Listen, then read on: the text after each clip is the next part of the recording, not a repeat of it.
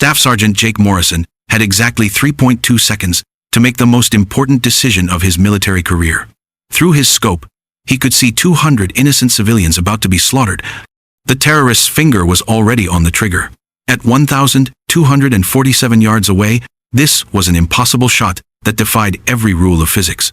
But if he missed, the blood of 200 people would be on his hands forever. Kabul, Afghanistan. The 15th of October, 2011. The morning sun cast long shadows across the bustling Shar-e-Nah marketplace, where vendors hawked everything from fresh pomegranates to hand-woven carpets. Children darted between stalls while their mothers haggled over prices, their laughter mixing with the calls of merchants in a symphony of ordinary life. But this was no ordinary day. 3 miles away, on the roof of a crumbling building that had seen too many wars, Staff Sergeant Jake Morrison adjusted his position behind his Barrett M82A1 sniper rifle. The .50 caliber weapon, weighing nearly 30 pounds, had been his companion through 3 tours in Afghanistan. He knew every scratch on its barrel, every quirk of its trigger mechanism. Morrison had been lying in position for over 6 hours, his ghillie suit blending perfectly with the rubble and debris that littered the rooftop. His spotter, Corporal Danny Rodriguez, lay beside him with a high-powered scope, calling out wind speeds and atmospheric conditions with the precision of a meteorologist. "Winds picking up, Sergeant. 8 miles per hour, shifting northeast," Rodriguez whispered into his radio microphone. His voice was steady, professional, but Morrison could detect the underlying tension. They both knew what was at stake. The intelligence had come in at 0300 hours. A high-value target, codenamed the Chemist, was planning to detonate a massive improvised explosive device in Kabul's busiest marketplace during peak shopping hours. The Chemist wasn't just any terrorist. He was the bomb maker, responsible for 17 previous attacks that had claimed over 400 civilian lives. His signature was always the same: maximum casualties, minimum warning, perfect timing. Morrison adjusted his scope's magnification and swept the marketplace below. Through the 25x optics, he could see every detail with crystal clarity. An old woman counting coins, a young father hoisting his son onto his shoulders, teenagers sharing jokes over cups of tea, normal people living normal lives, completely unaware that death was stalking them. But where was the Chemist? For 3 weeks, Morrison's unit had been tracking intelligence reports about an impending attack. They knew the target, they knew the approximate timing, but they didn't know the method or the exact location of the bomber. The marketplace covered nearly 4 square blocks, with dozens of entry points and thousands of potential hiding spots. Morrison's radio crackled to life. "Overwatch, this is Control. Do you have eyes on the package?" Morrison pressed his transmit button. "Negative, Control, still scanning." The package was their euphemism for the Chemist. Intelligence suggested he would be wearing a dark jacket and carrying a brown leather satchel containing enough explosives to level half the marketplace. But in a crowd of hundreds, that description was nearly useless. Morrison had grown up in rural Montana, where his father had taught him to hunt from the age of 6. By 12, he could drop a running deer at 300 yards. By 18, he was the state champion in competitive shooting. When he enlisted in the Army, his superiors quickly recognized his natural talent and sent him to sniper school at Fort Benning, Georgia. But no amount of training had prepared him for this moment. The psychological weight of being a military sniper was something civilians rarely understood. Every shot Morrison had taken in combat was carefully calculated, legally justified, and strategically necessary. He wasn't a killer, he was a guardian. His job was to protect American soldiers and innocent civilians from threats they couldn't see coming. In 3 tours of duty, Morrison had taken 47 confirmed shots. Each one had been to neutralize an immediate threat to friendly forces.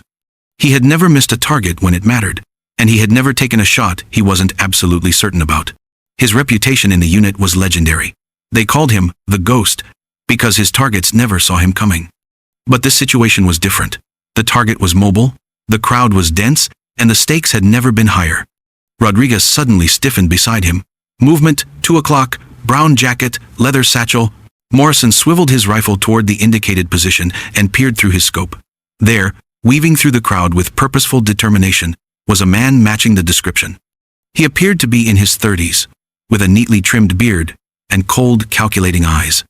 Most tellingly, he was the only person in the marketplace who wasn't shopping, talking, or engaging with the vendors. He was moving with the focused intensity of someone on a mission. "I've got eyes on a possible," Morrison radioed to control. Confirm the package, Overwatch. Morrison tracked the suspect through his scope. The man was approximately 800 yards away, moving steadily toward the center of the marketplace where the crowd was thickest.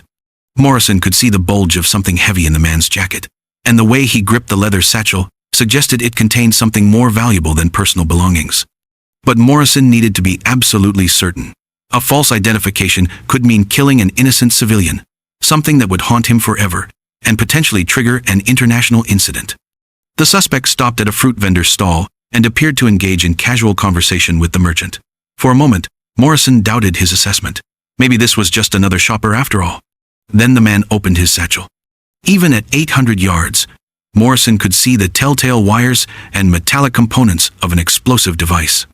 The man's body language changed instantly. His casual demeanor disappeared, replaced by the focused intensity of someone about to commit mass murder. Positive ID on the package, Morrison transmitted. Request permission to engage. Stand by, Overwatch. Morrison watched helplessly as the chemist moved deeper into the crowd. With every step, he was putting more innocent lives at risk. The central area of the marketplace was packed with families, children, elderly vendors who had been working there for decades. Through his scope, Morrison could see individual faces, a mother adjusting her baby's blanket, two young boys playing with a wooden toy, an elderly man selling prayer beads, who reminded Morrison of his own grandfather. Overwatch, you are cleared to engage when you have a clean shot. Morrison's heart rate slowed, a physiological response he had trained for years to develop. In high-stress shooting situations, controlling your heart rate was crucial for accuracy.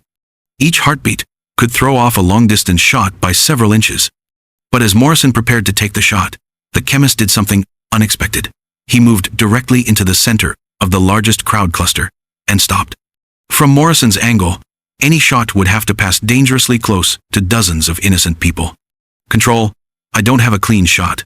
Too many civilians in the area. Overwatch, relocate if necessary. The package cannot be allowed to activate.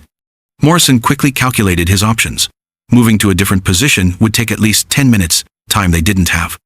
The suspect's body language suggested he was preparing to activate the device imminently. Rodriguez was scanning the area with his spotting scope, looking for alternative angles. Jake, there's no clear shot from any position. He's completely surrounded by civilians. Morrison continued tracking the chemist through his scope. The man had stopped at a central intersection, where 4 major pathways converged, the absolute worst possible location from a tactical standpoint. It was as if he had deliberately chosen the spot that would make him the most difficult target while maximizing potential casualties. Then Morrison noticed something that made his blood run cold. The chemist was checking his watch repeatedly and scanning the crowd with the calculating gaze of someone making final preparations. His right hand was moving toward something concealed in his jacket, almost certainly the detonator. Control, the package appears to be going active. I need immediate guidance. Overwatch, you are authorized to take any shot necessary to prevent detonation. Morrison's training kicked in. When facing impossible odds, a sniper's greatest weapon wasn't his rifle.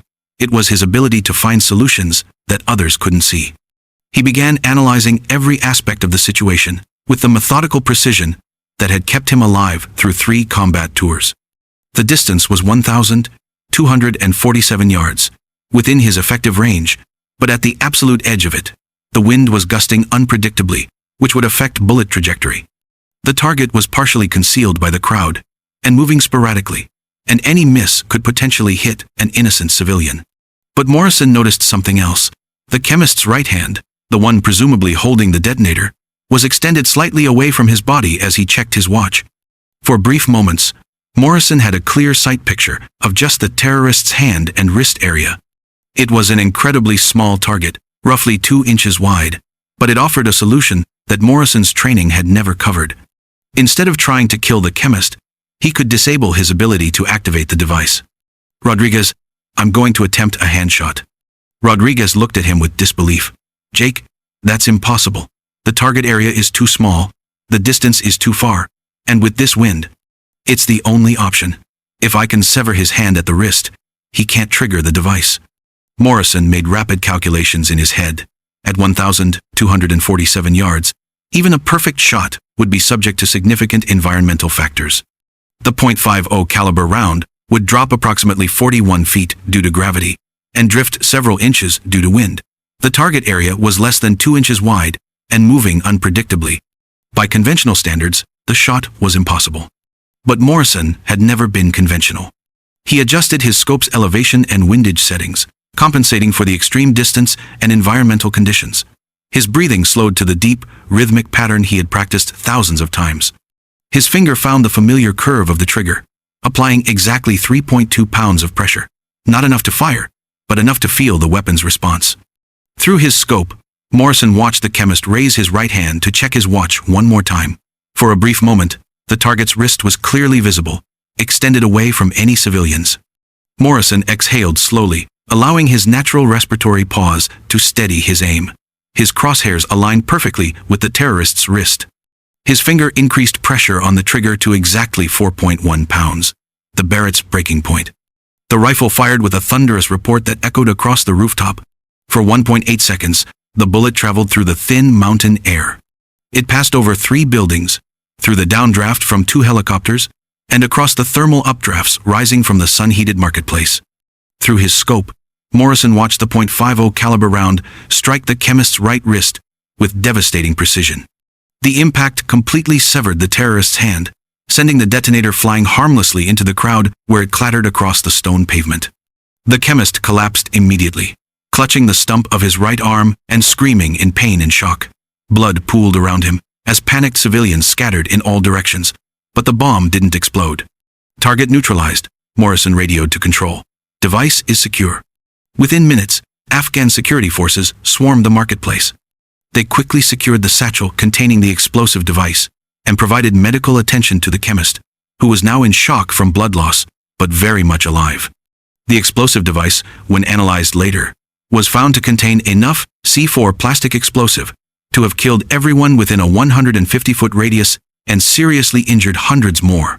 The detonator was armed and ready.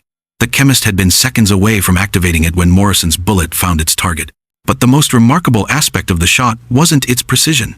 It was Morrison's decision to disable rather than kill. Despite having clear authorization to use lethal force, Morrison had chosen the most difficult possible shot in order to preserve human life, even the life of a terrorist who had killed hundreds of innocent people.